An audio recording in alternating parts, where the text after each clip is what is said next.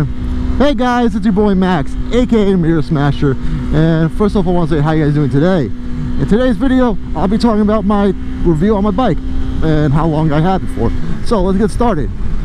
My bike is a 2020 Yamaha R3. I had 0 miles on it when I went to the dealership, and I remember the whole story. It was I believe April 7th, the beginning of the month of April. I walked into the dealership, I look at the sales associate's eyes, I'm like, I want a R3. She looked at me all confused because she wasn't ready for that. I'm like, I already test drove a R3 before, guys, so I knew how it rode, so I was convinced I wanted an R3. So I bought the R3. Now, for me starting from the R3 and moving my way up to the year, to how many months I had it now. All right, so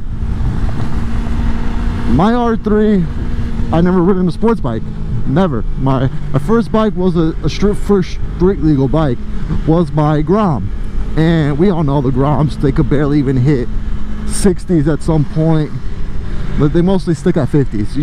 That's the speed you're stuck with, that's the speed that you gotta agree with. So I was chilling, going at chilling on my bike, right, and I'm just learning how to ride this thing. So I was nervous, yes, don't get me wrong, I was upgrading bikes. I didn't know the power band was so different compared to on the Grom. So after a while, me understanding how to ride this thing, I got used to it, and now I could rip it, shift gears, downshift, rev match. I learned all the basic needs that you need to learn on a bike, and it's amazing. This bike is meant for beginners. It's meant for newcomers or people that want to get a slower bike but have the sports bike look. This is what that bike's meant for. It's meant for you guys. It's meant for me. It's meant for everybody that wants to get into the biker community. And let's say, oh, Max, I had a CBR 1000. That was my first bike. Well, good for you, bro. You want a cookie? Because I just don't care. I'm telling you that this bike was great for me to learn on, and after me owning it for 10 months already and hearing everything about everyone says, or friends telling them that are getting into the biker community, telling them, oh, you should just get a 600 as your first bike, you're just gonna get tired of riding an R3 or a 300cc sport bike, that you're just gonna get tired of riding and you just want a bigger bike and it's just a waste of your time and your money. Well, honestly, it's all depending on the rider. It's all depending on the rider and how the rider takes care of his bike and the way he rides. I had this bike for 10 months. I use this as a daily bike to work, back, home. I ride this, do motovlogs on it, TikTok videos. I use this bike on a daily basis, guys. Like I said, I bought this bike with 0 miles on it, and now I'm sitting at 10,587.7 miles on this bike. That tells you how much I ride this thing on a daily basis and how much I love to enjoy riding this thing. I don't care it's a 300. I really don't. It's a motorcycle to me. I enjoy it. I love it. It's the best bike that I ever spent. Like, honestly, I don't regret it.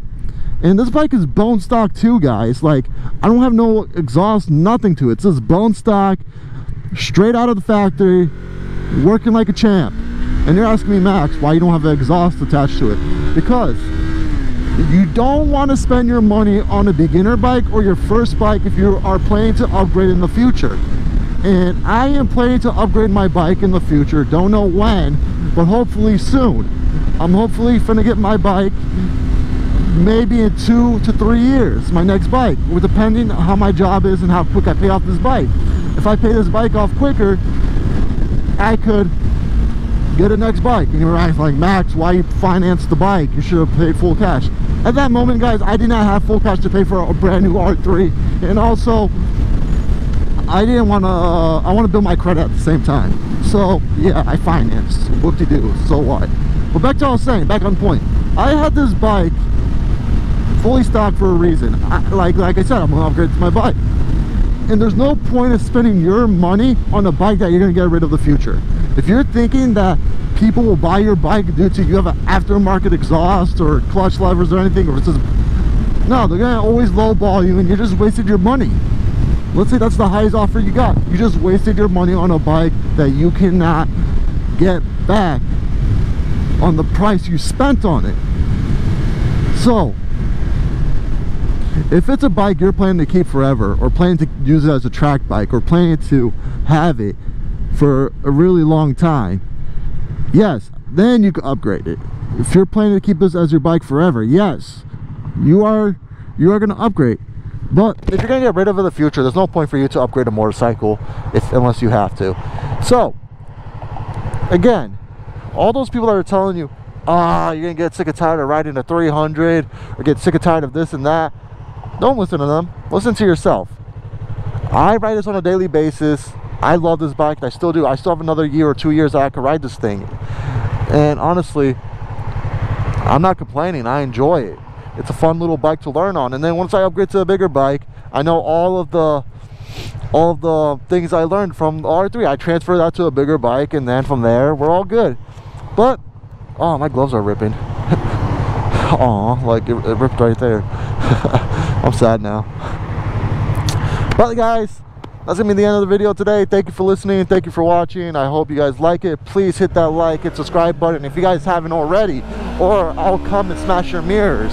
Just kidding, or am I? Again guys, mirror smasher out. I love y'all. Be safe. Peace out. Bye.